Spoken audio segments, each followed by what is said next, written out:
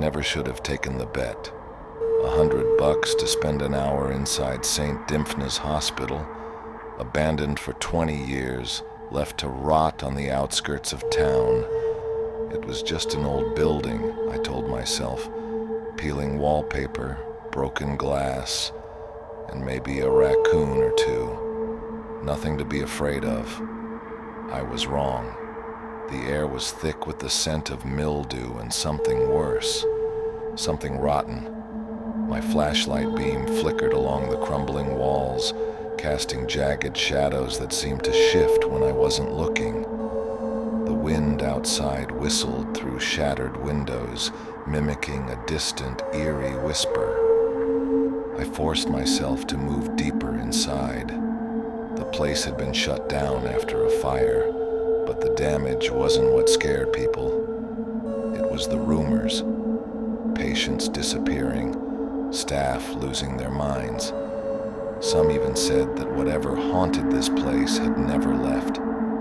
My footsteps echoed down the hallway as I reached the nurse's station. Yellowed papers were scattered across the desk. I picked one up, a patient file. The ink was smudged, but I could make out the name, Margaret Henshaw, room 309. A shuffling noise made me freeze. It came from down the hall. My flashlight trembled in my grip as I turned toward the sound. Hello? My voice was barely above a whisper. No answer, just the soft creak of something moving. I told myself it was an animal, a rat maybe. I kept walking, following the numbers on the doors. 301, 305.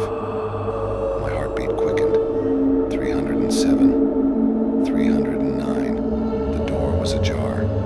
Inside, the room was untouched compared to the rest of the hospital. No debris, no dust. The bed was perfectly made, crisp white sheets tucked in tight. But what sent ice through my veins was the chair in the corner. Someone was sitting in it. I couldn't breathe.